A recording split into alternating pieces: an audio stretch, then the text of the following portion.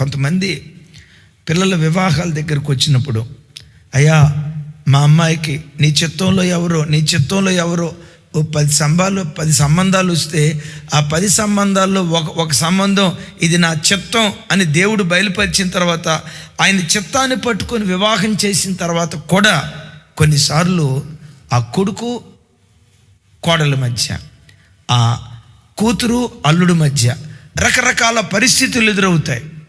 మనం అనుకుంటాం, దేవా ఇది నీ చిత్తమని ప్రార్థన చేసిన తర్వాత నువ్వు చెప్తే కదా మేము అడిగేసింది, మరి ఇట్లా ఎందుకు జరుగుతుంది? మేము ప్రార్థన చేసే కదా ఈ పని మొదలుపెట్టింది, నీ చిత్తం కనుక్కొనే కదా మేము అడుగుపెట్టింది, మేము ఇలా వెళ్ళొచ్చా వెళ్ళకూడదా అని పదే అడిగి ఏడ్చి ఉపవాసం ఉండి ప్రార్థన చేసి కనిపెట్టి గోజాడి అయ్యా నీ చిత్తం బయలుపరచని ఎంత ప్రార్థన చేసిన తర్వాత మీ చిత్తమని మీరు కన్ఫర్మేషన్ ఇచ్చిన తర్వాత కదా మేము అడుగేసింది. మాకెందుకు ఈ నష్టం కలుగుతుంది? మాకెందుకు ఈ కష్టం కలుగుతుంది? ఎందుకు ఈ అపజయం? అసలు ఇది దేవుని చిత్తమో కాదో, దేవుని చిత్తం అని మేము భ్రమపడ్డామేమో అని అనుకుంటాం. దైవజనమా, మరలా చెప్తున్నాను, దేవుని చిత్తాన్ని కనుక్కొని అడుగులు వేసిన పోరాటాలు తప్పదు. ఇక్కడ మనం చూసాం కదా, ఇటలీ వెళ్ళటం, రోమా వెళ్ళటం నా చిత్తం, నిన్ను కైసరు ఎదుట నిలవబెడతాను దేవుడు చెప్పాడే. దేవుని చిత్తాన్ని పట్టుకొని ఇప్పుడు ప్రయాణమే వెళ్తూ ఉంటే గాలి, అలలు, కెరటాలు, ప్రయాణం సాగటం బహు కష్టమైపోయింది.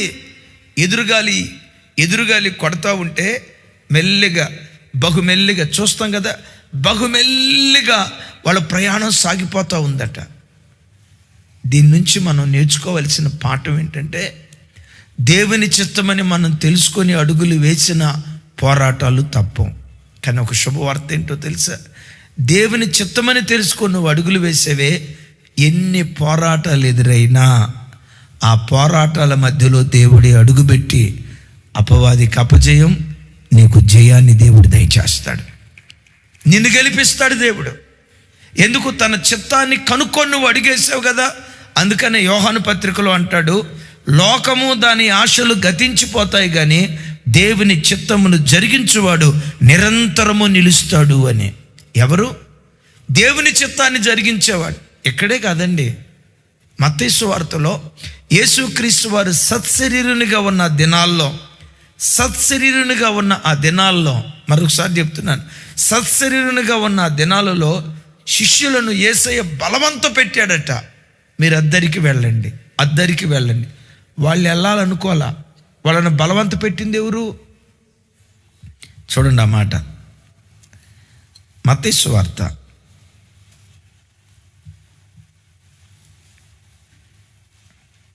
14వ అధ్యాయం 22వ వచనం నుంచి 33వ వచనం వరకు. అవన్నీ చదవటానికి సమయం లేదు. 22 నుంచి 33 వరకు మత్తయి సువార్త. నాతో కలిసి చెప్పండి మాట. వెంటనే ఆ జనసమూహములను తాను పంపివేయునంతలో తన శిష్యులు దోణి ఎక్కి తనకంటే ముందుగా అద్దరికి వెళ్ళవలెనని ఆయన వారిని బలవంతము చేసెను. ఎవరు బలవంతం చేశారు? వీళ్ళు ఇక్కడున్నారు, యేసయ్యతో పాటు ఉన్నారు. యేసయ్య ఏం చేశారట? అదిగో ఆ వాడికి మీరు ప్రయాణమే వెళ్ళండి అయ్యా, మేము మీతో పాటు వస్తామయ్యా, తర్వాత వెళ్తాంలే అయ్యా అంటే ప్రభు ఏం చేశారంట? వాళ్ళని బలవంత పెట్టాడు. లేదు మీరు ఇప్పుడే వెళ్ళాలా. ఎక్కడ వాడా? అయ్యా నువ్వు లేకుండా మేము ఎట్లాగయ్యా, నువ్వు మాతో వస్తే నేను వెళ్ళమన్నా కదా, మీరు బయలుదేరండి. వాళ్ళకి ఇష్టం. బలవంత పెట్టడం అనే మాట ఇప్పుడు ఎక్కడ వాడతాం? అంటే ఎదుటోడు మనస్ఫూర్తిగా అంగీకరించకపోయినా తనకిష్టం లేని పని చేసేటప్పుడు బలవంతం అంటాం కదా. వాళ్ళని బలవంతం చేసాడు యేసయ్యే బలవంతం చేసి, యేసయ్యే వాళ్ళను ఓడెక్కించి, యేసయ్యే వాళ్ళను పంపిస్తూ ఉంటే ఆ ప్రయాణం ఏమి సాఫీగా సాగల. 23 నెక్స్ట్ అప్పటికి ఆ దోణి దరికి దూరముగా నుండగా గాలి ఎదురైనందున, ఏమెదురైంది?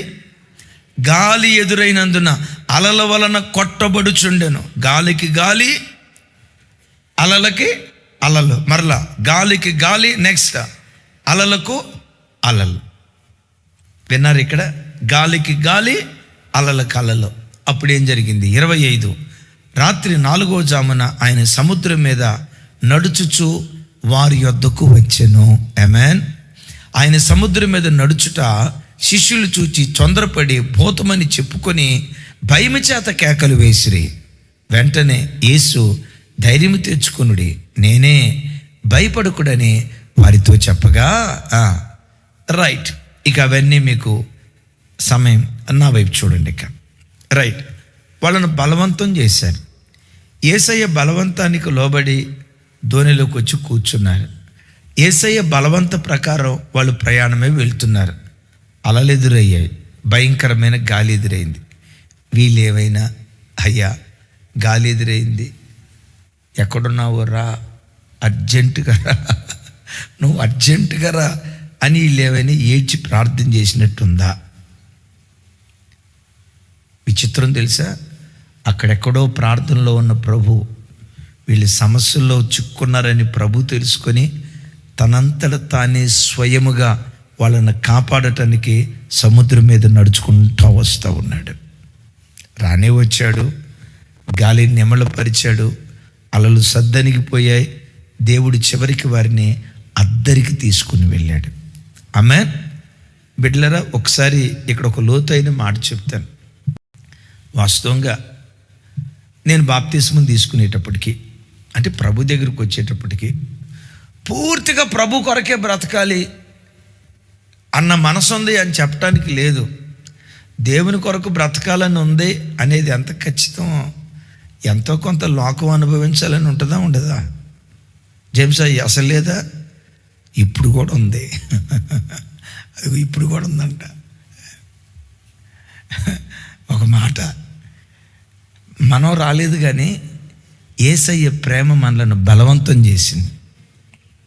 బాప్తిస్మం తీసుకునేటప్పుడు లేకపోతే సేవకు వచ్చేటప్పుడు నేను నిలవబడగలుగుతానో లేదో, ఇప్పుడు బాప్తిస్మం తీసుకుంటున్నా, నేను నిలవబడగలుగుతానో లేదో, ఇప్పుడు కాదు కానీ ఇంకో సంవత్సరం తర్వాత తీసుకుందాం, ఇప్పుడు కాదు కానీ ఇంకొక 2-3 సంవత్సరాల తర్వాత తీసుకుందాం అని చాలాసార్లు మనసులో వాయిదా వేయాలనుకున్నాం. కానీ ఏం జరిగిందో తెలుసా? దేవుడే బలవంతం చేసి, ఆయన బలవంతమే మనకు బాప్తిసం ఇప్పించింది. బాబోయ్, ఇంత ప్రతిష్టగా మనం సేవ చేయగలుగుతావా? సేవ చేయాలనే ఆశ ఒకవైపు అయితే, అమ్మో మనం చేయలేవులే, మన వల్ల కాదులే, ఇంత ఖచ్చితంగా బ్రతకాలంటే ఎక్కడ బ్రతుకుతావు అమ్మా అనుకున్నావా లేదా? అయితే అనుకుంటా ఊగిసలాడుతూ ఉన్నాం. కానీ ఈరోజు బాప్తిస్మానికి మనల్ని నడిపించిందైనా, సేవకు నడిపించిందైనా ఆయన బలవంతం చేసి మనకు బాప్తిస్మం ఇప్పించాడు. ఆయన ప్రేమ బలవంతం చేసి ఈరోజు సేవకు మమ్మల్ని నడిపించింది. నేనంట, ఆయన బలవంతం చేసి సేవకు నడిపించాడు, ఆయన బలవంతం చేసి తన మార్గంలోకి తీసుకొచ్చాడు. ఆ మార్గంలోకి వచ్చిన ఆ దినం నుండి ఎన్ని గాలులు ఎదురుగాల, మాయదారి గాలులు, ఎన్ని గాలులు ఎదురుగాల, ఏమంటే ఎన్ని అలలు ఎదురుగాల. అయితే అద్భుతం తెలుసా? పిలిచినవాడు నమ్మదగినవాడు గనుక. విన్నారీ మాట? బలవంతం చేసినవాడు నమ్మదగినవాడు గనుక, మార్గ మధ్యలో చేయి విడిచిపెట్టేవాడు కాదు గనుక, నత్తనడి సముద్రంలో మన బ్రతుకులు ముంచే దేవుడు కాదు గనుక, మనం ప్రార్థన చేసింది ఎంతైనా, కొన్ని సందర్భాల్లో ప్రార్థన చేయకపోయినా మన స్థితి తానే ఎరిగి అద్దరికి మిమ్మల్ని తీసుకొని వెళ్తాను అని నేను అన్నాడు కదా. అద్దరికి తీసుకెళ్తానని వాగ్దానం చేసిన ఆ దేవుడే మన పోరాటాల మధ్యలోకి దిగొచ్చి బాహుబలత చాపి ఆయనే మనల్ని నడిపిస్తూ వచ్చాడు. గట్టిగా ఆమెన్, కొంచెం గట్టిగా ఆమెన్. మీలో ఎవరైనా బాప్తిస్మం తీసుకున్నా, నేను దేవుని కొరకు బ్రతకగలుగుతానో లేదో, సేవకని వచ్చా నమ్మకంగా సేవ చేయగలుగుతానో లేదో, దేవుని మార్గంలో నడవాలని వచ్చా, చిన్న వయసులో బాప్తిస్మం తీసుకున్నా, నేను దేవునిలో బ్రతకగలుగుతానో లేదో, ఓ తెలియని భయం మీ గుండెల్లో, ఎవరి గుండెల్లోనైనా ఉందా? ఓ శుభవార్త, కడవరకు నువ్వు బ్రతకలేవు. దేవుడు నిన్ను బ్రతికిస్తాడు. నీవు నడవలేవు, నీ శక్తి సామర్థ్యాలతో నువ్వు నడవలేవు. దేవుడు నిన్ను నడిపించడం ప్రారంభిస్తాడు. లోకమనే ఇద్దరి నుండి దేవుడు నిన్ను పిలిచింది నట్టనడి సముద్రంలో ఆగిపోదుకోలే అని కాదు. ఇద్దరి నుండి ఇద్దరికి పరలోక పట్టణాన్ని చేర్చడానికి దేవుడు మనల్ని పిలిచాడు. ఒకవేళ లోకపు దురాశలనే గాలి నీ బ్రతుకుల్లో ఎదురైందా? శరీర కోరికలనే దురాశ నీ జీవితంలో ఎదురైందా? సమస్యలనే కెరటాలు నీ మీద లేచి నిన్ను ముంచాలని ప్రయత్నం చేస్తూ ఉన్నాయా? నువ్వు రక్షణ పొందటం దేవుని చిత్తం, పరలోక రాజ్యానికి వారసుడిగా మార్చబడటం దేవుని చిత్తం. నిశ్చయంగా ఏ విధం చేతనైనా తన చిత్తాన్ని నీ జీవితంలో దేవుడు జరిగిస్తాడు. అలలు చూసి భయపడకో తమ్ముడు, కెరటాలు చూసి భయపడకో అమ్మా. నీ జీవితంలో నీ చుట్టూతో ఎదురైన శోధనలు చూసి, అయ్యా నీ చిత్తం కనుక్కొనే కదా నేను అడుగుపెట్టింది, ప్రార్థన చేసే కదా ఈ పని ప్రారంభించింది, నువ్వు వెళ్ళమంటేనే కదా మేము వెళ్ళింది, నువ్వు చేయమంటేనే కదా చేసింది, నీ చిత్తం కనుక్కున్న తర్వాత కూడా మాకెందుకు ఈ శ్రమలు అని అంటావా? దేవుని చిత్తం కనుక్కొని నువ్వు అడుగులు వేసినా శ్రమలు వస్తాయి. అయితే వాటన్నిటిని నిమ్మలపరచడానికి దేవుడే నీ దగ్గరికి తగిన కాలం అంత వస్తాడు. గట్టిగా చెప్తాం ఆమేన్. అసలు ఈ 27వ అధ్యాయం మనం చూస్తే ముగింపు వరకు అసలు పౌలు అనేవాడు బతుకుతాడు అని చెప్పడానికి ఆధారం లేదండి. రాగల దినాల్లో మీరు వింటారు. ఒకానొక సందర్భంలో ఓడ బ్రద్దలైపోయింది. విన్నారు ఈ మాట? మరి ఓడ బ్రద్దలైపోయిన తర్వాత టైటానిక్ ఓడ బ్రద్దలైపోయింది. అందరూ చచ్చిపోయారా? సరే, అందరూ బ్రతికారా? అందరూ బ్రతకలా. ఏదో లైఫ్ జాకెట్స్ దొరికిన వాళ్ళు బ్రతికారు, ఎక్కువ శాతం చచ్చిపోయారు. నేనంతా టెక్నాలజీ ఎంత అభివృద్ధి పొందిన ఈ కాలంలో టైటానిక్ ఓడ మునిగితే 10% బ్రతికారు, 30% చచ్చిపోయారు. ఇప్పుడు పౌలు వారి ఓడ కూడా బ్రద్దలైంది. విచిత్రం ఏంటో తెలుసా? ఒక్కళ్ళు కూడా చచ్చిపోవాల. అక్కడ ఏమైనా లైఫ్ బోట్లు ఉన్నాయి అనుకున్నారా? అప్పుడు లైఫ్ బోట్లు ఎక్కడ? ఏమంటే లైఫ్ జాకెట్లు అప్పుడు ఎక్కడ ఉన్నాయి? ఓడ బ్రద్దలైపోయింది, ఒక్కళ్ళు కూడా చనిపోవాలా. నేనంట అలాగని టైటానిక్ ఓడలాగా వెల్ ఎస్టాబ్లిష్డ్ ఓడ కాదది. ఇది 2000 సంవత్సరాల క్రితపు ఓడ. అంటే ఏ ఓడ అయ్యి ఉంటుంది చెప్పండి? ఏ బల్లకట్టు మీద ప్రయాణమే వెళ్తూ ఉండి ఉంటారు.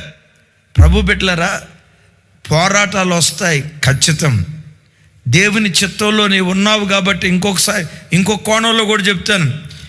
నీ ఇష్టానుసారంగా వెళ్ళేటప్పుడు సైతాన్ గాడు దాడి చేయడం, దేవుని చిత్తానుసారంగా వెళ్ళేటప్పుడే నీ బ్రతుకులో మరెక్కువ పోరాటం నీకు ఎదురవుతుంది. అయితే ఒకటి సుమి, నువ్వు అనుభవించే పోరాటాల కంటే నీ దేవుడు మరి శక్తివంతుడు. నీ సమస్యల కంటే నీ దేవుడు గొప్పోడు. నీ పోరాటాల కంటే నీ దేవుడు బలవంతుడు. నీ చుట్టూ తావరించిన శోధనలు ఎంత శక్తివంతమైనవైనా పిలిచినవాడు నమ్మదగినవాడు కనుక ఆ దేవుడే నిన్నద్దరికి చేర్చునుగాక. చెబుదాం గట్టిగా ఆమేన్. ఆశకు తగిన ప్రార్థన మొదటిది. రెండవది, దేవుని చిత్తానుసారంగా మన ప్రయాణమే వెళ్తూ ఉంటే పోరాటాలు వస్తాయా రావా? పోరాటాలు వస్తాయి. ఆ పోరాటాల్లో పొరపాటును ఓడిపో, అంతిమంగా మనమే గెలిచేటట్లుగా దేవుడు కార్యం చేస్తాడు. ఆమేన్. సరే, అలా ప్రయాణమే వచ్చేటప్పుడు దరిదాపుకు 273 మంది దాకా ఆ ఓడలో ఉన్నారు. ఏం జరిగిందో తర్వాత వచనం చూద్దాం. చూడండి, 27వ అధ్యాయం 3వ వచనం.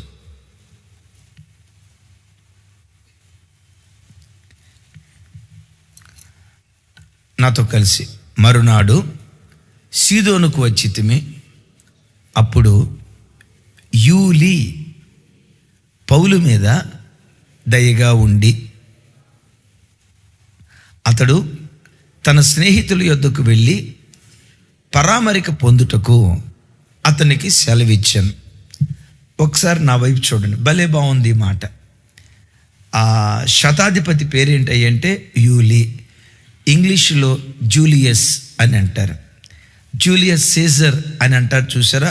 అలాగని ఆయన ఈయన కాదు, జూలియస్ సీజర్ అని ఆయన రాజు. యూలి అనే తెలుగు పదానికి ఉన్న అర్థం ఏంటంటే జూలియస్. జూలియస్ అనే పేరు విన్నారా? ఒరే నాయన, జూలియస్. సరే, జూలియస్ సీజర్, జేమ్స్ విన్నావా? రైట్.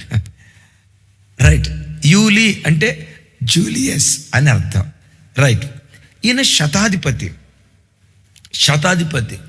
దరిదాపుగా 273 మంది దాకా సైనికులు కానీ ఖైదీలు కానీ ఉన్నారు. పౌలు వారు కూడా పరోక్షంగా ఖైదీనే. ఏమంటే ఖైదీని సైనికాధికారి హెరాస్మెంట్ చేస్తాడా, దయ చూపిస్తాడా? మామూలుగా ఒక మాట, జైల్లో పడిన ఆయన్ని, చెరసాల్లో పడిన ఆయన్ని ఏమంటే జైలు అధికారి హెరాస్మెంట్ చేస్తాడా, దయగా ఉంటాడా? విచిత్రం తెలుసా? 272 మంది ఆ ఓడలో ఉంటే ఈ జూలియస్కి పౌలుని చూడటంతో గుండెల్లో నుండి దయ పుట్టిందంట. నేను ప్రకటించిన నా దేవుడు ఎవరో తెలుసా? శత్రువు గుండెల్లో కూడా నీ పట్ల ప్రేమను పుట్టించగలిగిన వాడు. విన్నారు ఈ మాట? శత్రువు గుండెల్లో కూడా దేవుడు, శత్రువు గుండెల్లో కూడా దేవుడు ప్రేమను పుట్టించగలిగిన వాడు. వాస్తవంగా పౌల్ని ఆ ఓడలో వేయటంతో, రే దుర్మార్గుడు, ఏం చేసేవారా? ఏ బ్యాంకులు లూటీ చేసేవారా? ఏ ఎస్బీఐ దోసుకున్నావో, ఏ బ్యాంక్ ఆఫ్ బరోడా దోసుకున్నావో, ఎవడి నెత్తి మీద టోపీ పెట్టావో, ఎందుకురా ఇట్లా రోమా పట్టణానికి వస్తున్నావు, ఏం అన్యాయం చేసావో అని నోటుకొచ్చినట్టు అనాలి. మీకు తెలుసు కదా, కొన్ని సందర్భాల్లో ఈ జైల్లో ఖైదీలను వాడే భాష కానీ, కొన్ని సందర్భాల్లో పోలీసు వారు చాలా హుందాగా ఉంటారు, కొన్నిసార్లు వాళ్ళు వాడే భాష కానీ వేరుగా ఉంటుంది. ఏమండి అనే మాట జైల్లో ఉన్న ఖైదీతో అనగలుగుతారా? విచిత్రం ఏంటంటే పౌలు పట్ల దయగా మాట్లాడాడట. ఎందుకో తెలుసా? రాజు హృదయం యెహోవా చేతిలో నీటి కాలువ. ఆయన తన చిత్త వృత్తి చొప్పున దాన్ని తిప్పుతాడు. ఆమేన్. ఎందుకు ఆ అధికారి దయగా మాట్లాడాడు చెప్పమంటారా? అద్భుతం. పౌలు దేవుని దయ పొందుకున్నాడు కనుక, దేవుని దయ పొందుకున్న ఏ వ్యక్తి పట్లైనా ప్రజలు దయ చూపిస్తూనే ఉంటారు. మనుషుల దయ పొందుకున్న వాడికి దేవుని దయ దొరికిద్దో లేదో నాకు తెలీదు. ఒకడు దేవుని దయ పొందుకుంటే దేవుని దయ పొందుకున్న ప్రతి వాణ్ణి లోకం ప్రేమించేటట్లుగా దేవుడు చేస్తాడు. సరే, ఇక్కడ పౌలు ఇట్లా వదిలేద్దాం ఈ ఒక్క క్షణానికి. బైబిల్లో యోసేపు ఉన్నాడు, బైబిల్లో దానియేలు ఉన్నాడు, బైబిల్లో ఎస్తేరు ఉంది. చేయని నేరం యోసేపు మీద మోపబడింది, జైల్లో పడ్డారు. జైల్లో పడేసిన తర్వాత జైలు అధికారి యోసేపు పట్ల ప్రవర్తించిన ప్రవర్తన గురించి చక్కటి మాట రాసి ఉంటుంది. చూడండి ఆ మాట. ఆదికాండం 39వ అధ్యాయం 21వ వచనం.